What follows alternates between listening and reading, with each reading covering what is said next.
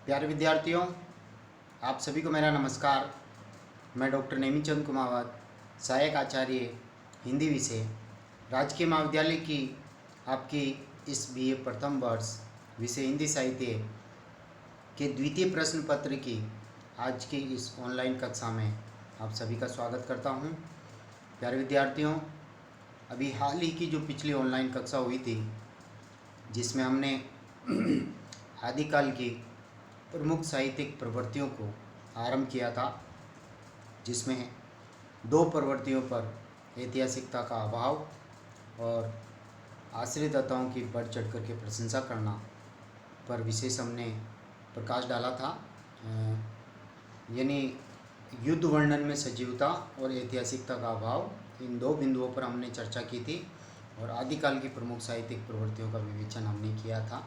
तत्कालीन परिस्थितियाँ, तत्कालीन जो साहित्य जो 5 भागों में विभाजित हैं, आदिकाल की स्रोत सामग्री, उन पर हमने विस्तार से चर्चा की थी। और आपका जो ये पाठ्यक्रम है हिंदी साहित्य के इतिहास से जुड़ा हुआ, ये 60 अंकों का पाठ्यक्रम है। आपके जो 20 अंकों का पाठ्यक्रम हिंदी भाषा का उद्भव और विकास से संबंधित है और 20 अंकों का पाठ्यक्रम अवधी भाषा, राजस्थानी भाषा और ब्रज भाषा की भाषा वैज्ञानिक विशेषताएं और इनकी प्रमुख बोलियों से संबंधित है, जिसको हमने पिछली ऑनलाइन कक्षाओं में काफ़ी विस्तार से पढ़ लिया है, काफ़ी विस्तार से चर्चाएं की हैं। और हिंदी साहित्य के इतिहास से जुड़ा हुआ ये जो पाठ्यक्रम है, ये आपका 60 अंकों का पाठ्यक्रम है, जिसमें 20-20 अंकों के 3 प्रश्न आपके आने वाले हैं, जिसमें मैंने ये चौथा मॉडल आंसर आज हम आपके सामने लेकर के आए हैं। इससे पूर्व हमने आदिकाल का काल विभाजन विषय पर काफ़ी विस्तार से आपके साथ चर्चा की हैं और आदिकाल की जो विविध परिस्थितियां हैं, जिसके ऊपर एक प्रश्न बनता आपका 20 अंकों का, उस पर भी काफ़ी विस्तार से मैंने आपको पढ़ाया है। और आदिकाल का जो नामकरण काफ़ी विवादास्पद रहा है, जिसमें प्रमुख 11-12 विद्वानों, इतिहासकारों के द्वारा जो आदिकाल के जो नए नए नाम सुझाए हैं, उन सभी के मतों को प्रस्तुत करते हुए, उनकी समीक्षा करते हुए हमने तर्कपूर्ण शैली में उपयुक्त नाम पर चर्चा की थी। और एक ये अंतिम प्रश्न आपका इस आदिकाल से संबंधित जो बन रहा है, वो है आदिकाल की विविध प्रवृत्तियों का, साहित्यिक प्रवृत्तियों, साहित्यिक विशेषताओं का विस्तार से सोदाहरण वर्णन कीजिए। तो इस तरह से ये प्रश्न आपका मुख्य परीक्षा में आएगा, तो आपको वहाँ 4 से 5 प्रश्नों में आप इसका उत्तर देना है। इसकी जो शब्द सीमा है वो 500 शब्द रहती हैं, उन्हीं 500 शब्दों की सीमा में रहते हुए आपको उत्तर देना है। तो अब हम आगे आरंभ करते हैं। और इस जो आदिकाल का जो ये पाठ्यक्रम समाप्त होने के बाद आपका लगभग 60% पाठ्यक्रम पूर्ण हो जाएगा इस द्वितीय प्रश्न पत्र का, जिसमें शेष जो बचेंगे वो भक्तिकाल, रीतिकाल और आधुनिक काल की विविध काव्य धाराओं से संबंधित रहेंगे, जिनको हम इस अक्टूबर माह के बाद नवंबर, दिसंबर और जनवरी, उन 3 महीनों में शेष रहे 40% पाठ्यक्रम को पूर्ण करेंगे। तो आइए आप हमारे साथ जुड़िए। हम आरंभ करने जा रहे हैं आदिकाल की विविध प्रवृत्तियों, जिनमें तीसरे बिंदु को हम लेते हैं प्रामाणिकता में संदेह। आदिकाल के अधिकांश राष्ट्र साहित्य की प्रामाणिकता संदिग्ध है। पृथ्वीराज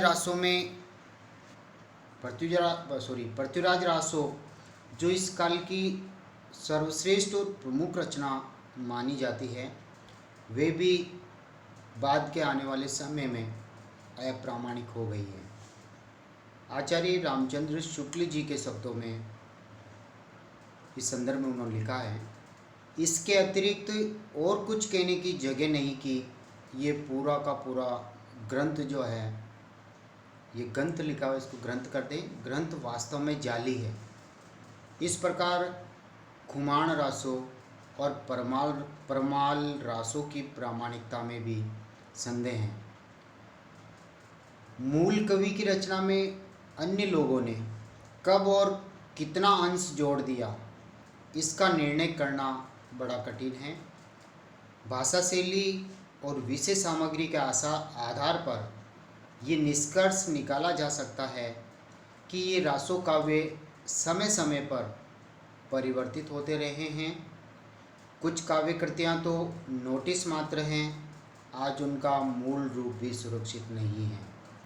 दूसरी ओर पृथ्वीराज रासो एक उच्च कोटि का ग्रंथ तो है, जिसमें भाव सौंदर्य और कलागत वैशिष्ट्य का सुंदर सामंजस्य, सुंदर समन्वय हुआ है। युग के अनुरूप इसमें वीर रस और श्रृंगार रस की गंगा यमुना एक साथ प्रवाहित होती हुई देखी जा सकती है। वीर एवं श्रृंगार रस की प्रधानता, हम अगले चौथे बिंदु की ओर बढ़ रहे हैं। आप चौथी जो प्रवृत्ति है आदिकाल की, वो आपके सामने है। वीर एवं श्रृंगार रस की प्रधानता, इन दोनों रसों पर बहुत विस्तृत वर्णन हमें आदिकाल की काव्य कृतियों में देखने को मिलता है। रासो ग्रंथों में यद्यपि सभी ग्रंथों का समावेश हुआ है, सभी रसों का रासो ग्रंथों में सभी रसों का, ग्रंथों की जगह रसों कर दें आप, गलत लिखा हुआ ये, रसों का समावेश हुआ, तथापि वीर रस एवं श्रृंगार रस की प्रधानता इसमें परिलक्षित होती है। युद्धों का वर्णन होने से वीर रस की योजना इसमें अनायास ही हो गई है।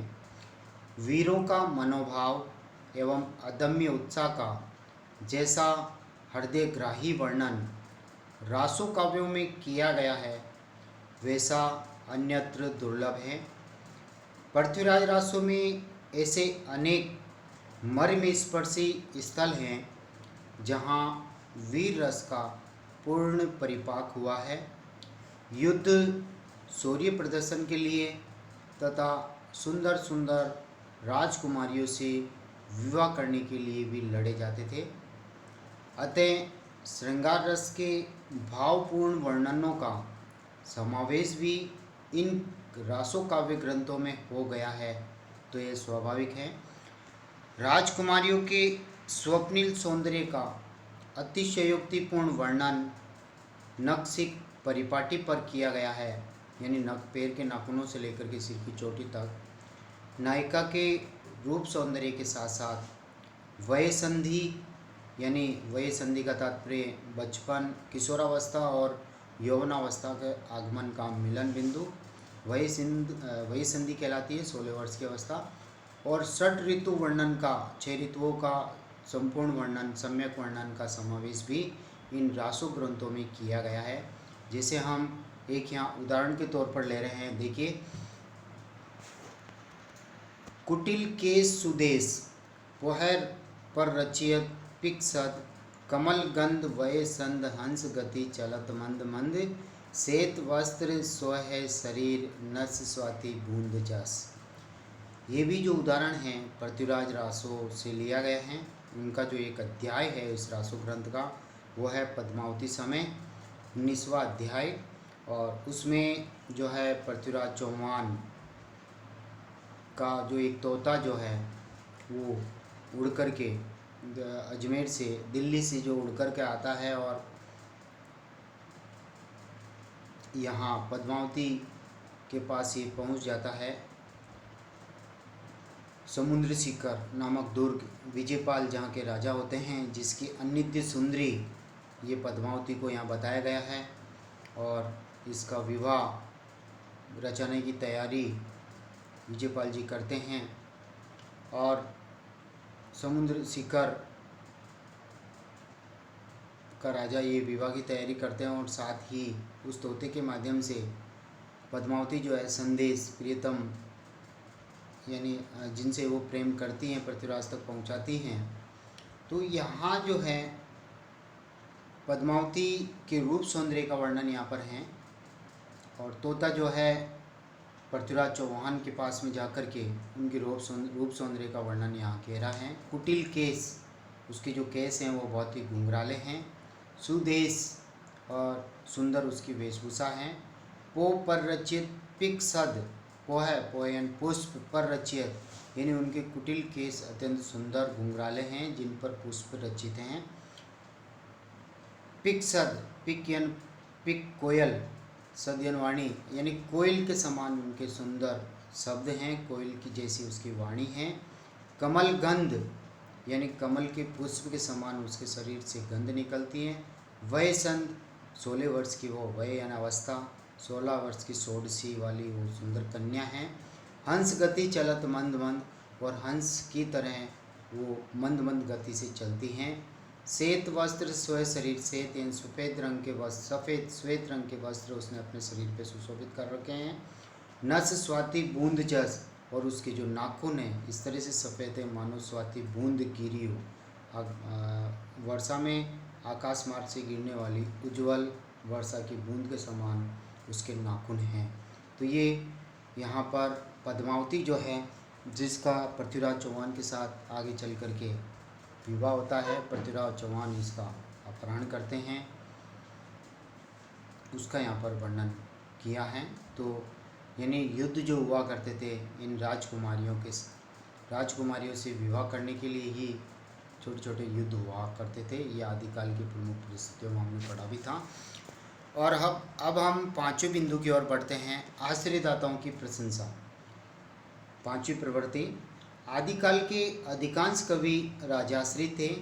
राजाओं की स्तुति करना, युद्ध भूमि में उनके पराक्रम और शौर्य की प्रशंसा करना, शासकीय व्यवस्था की उत्कृष्टता, काम कलाओं की निपुणता आदि विषयों को काव्य विषय बनाकर इन कवियों ने अपनी रचनाओं में या अपनी रचना धर्मिता निभाई और आश्रयदाताओं के प्रति अपनी निष्ठा भी। महाकवि चंद बरदाई ने पृथ्वीराज रासो लिखा, भट्ट केदार कवि ने जयचंद प्रकाश और मधुकर कवि ने जय मयंक जस चंद्रिका, दलपत विजय कवि ने कुमार रासो, नरपति नाले कवि ने बिसलदेव रासो, जगनिक कवि ने परमाल रासो और विद्यापति कवि जो हुए हैं जिन्होंने विद्यापति पदावली, कीर्तिलता कीर्तिपति का जो अपभ्रंश की 2 रचनाएं और विद्यापति पदावली जो मैथिली हिंदी की रचना है, जैसे इन राजाश्रित कवियों ने अपने कवित्व धर्म के साथ ही स्वामी के प्रति कर्तव्य भी निभाया। यही कारण है कि कविता सामंतों की 4 दीवारी में कैद, नृत्यांगनाओं के नर्तन, कामिनियों के सौंदर्य प्रसाधन और राजाओं के विलासी जीवन का उपकरण बन गई थी। कविता आम जनजीवन से असंपृक्त हो गई। कवि ने अपने चरित्र नायकों को राम, कृष्ण, युधिष्ठिर, अर्जुन और हरिश्चंद्र से भी श्रेष्ठ बताते हुए प्रत्येक दृष्टि से उनकी महत्ता का प्रतिपादन किया है, उनका बढ़ चढ़ कर के वर्णन प्रस्तुत किया है। तो ये आश्रयदाताओं की प्रशंसा इसमें हुई। अगले बिंदु की ओर हम बढ़ते हैं, संकुचित राष्ट्रीयता की भावना। छठा बिंदु, छठी काव्य प्रवृत्ति आदिकाल की, और वो है इस काल में वीरता का वर्णन तो बहुत हुआ, परंतु स्वदेश अभिमान और राष्ट्रीयता की भावना का प्राय अभाव रहा है। राष्ट्रीयता की भावना तो रही, लेकिन वो संकुचित राष्ट्रीयता की भावना थी। छोटे छोटे प्रदेशों को भी वो राष्ट्र समझने की भूल कर बैठे थे। उस समय देश खंड खंड राज्यों में विभक्त था और इनके शासक परस्पर कलह और संघर्ष में रत रहते थे। वे 10-20 गांवों के छोटे से राज्य को ही राष्ट्र समझते थे। अतः उनमें संपूर्ण भारत को एक राष्ट्र के रूप में देखने की जो भावना का अभाव था, परिणामतः देशी आक्रांताओं के विरुद्ध संगठित होकर युद्ध करने में वे कभी सफल ही नहीं हुए। पड़ोसी राज्य पर विदेशी आक्रमण होने पर ये रंच मात्र भी विचलित नहीं होते थे। इसी संकुचित राष्ट्रीयता के कारण धीरे धीरे सभी देशी राज्य विदेशी आक्रांतों द्वारा पददलित किए जाते रहे हैं। परिणामतः भारत को एक दिन परतंत्र होना पड़ा था। ये संकुचित राष्ट्रीयता की भावना इन सभी देशी राजाओं के लिए बहुत महंगा पड़ा। इनकी संगठन शक्ति इससे बिखर गई थी। अगली 7वीं काव्य प्रवृत्ति की ओर हम बढ़ते हैं, और 7वीं काव्य प्रवृत्ति प्यारे विद्यार्थियों आपके सामने है, कल्पना की प्रचुरता। चारण कवियों की रचनाएं तथ्यपरक न होकर कल्पना प्रधान हैं। ऐतिहासिक पात्र तो इन रचनाओं में है, पर इतिहास नाम मात्र को ही है। कवियों ने कल्पना का सहारा लेते हुए घटनाओं, नामावलियों एवं तिथियों तक की कल्पना कर ली है। वस्तुतः इन रासो काव्यों में संभावना और कल्पना पर अधिक बल दिया गया है, तथ्यों पर कम। इन्होंने आश्रयदाताओं की प्रशंसा अतिशयोक्तिपूर्ण शैली में की, जिसमें ऐतिहासिक सत्य की प्राय अवहेलना हो गई है। इन वीर गाथाओं को इसी कारण से काल्पनिक कथा युक्त रचनाएं कहना अधिक तर्कसंगत प्रतीत होता है। जैसे यहाँ कल्पना की प्रचुरता का मैं आपके समक्ष एक उदाहरण प्रस्तुत कर रहा हूँ। जे देखिए, मनु कला शशि पान, कला 1600 बनी है, बाल बेस शशिता समीप, अमृत रस पिनी है। ये पद्मावती समय एक अध्याय है पृथ्वीराज रासो काव्य का, जिनके रचयिता चंद्रवरदाई हैं। देखिए, मनु यानी मानो, उत्प्रेक्षा अलंकार को प्रयोग करते हुए कवि अपनी बात कह रहे हैं। कला शशिपान यानी पद्मावती के रूप सौंदर्य का वर्णन कर रहे हैं। शशि यानी चंद्रमा, भान यानी सूर्य और चंद्रमा की जितनी कलाएं हो सकती हैं, उन सभी 1600 कलाओं को लेकर के मानो इस पद्मावती के शरीर को बनाया गया है, बनाया, निर्माण किया गया है। सूर्य और चंद्रमा की समस्त कलाओं को लेकर के इसके शरीर का निर्माण किया गया है, इसलिए नित्य सुंदरी पद्मावती हैं। बाल बेस, बाल्यावस्था, बेस यानी अवस्था, बाल यानी बाल्यावस्था है इसकी अभी। शशिता समीप, और ऐसा लगता है कि मानो इस बाल्यावस्था में ही जो अमृत रस इससे जो टपक रहा है, मानो शशि यानी चंद्रमा, ता समीप, चंद्रमा भी इसके समीप आकर के अमृत रस पीनी है, मानो अमृत रस का पान कर रहा हो। जबकि चंद्रमा तो अमृत रस का खजाना है, और वह भी अमृत रस का पान करने के लिए इस 16 वर्ष की अवस्था वाली इस पद्मावती के पास आकर के यदि चंद्रमा अमृत रस का पान कर रहा है, तो ये यहाँ व्यतिरेक अलंकार हैं, जहाँ पर उपमेय को उपमान से बढ़ करके बता दिया जाता है, तो वहाँ व्यतिरेक अलंकार भी हैं। तो इस तरह का काल्पनिक वर्णन हमें देखने को मिलता है, जिसमें कल्पना की प्रचुरता मौजूद हैं।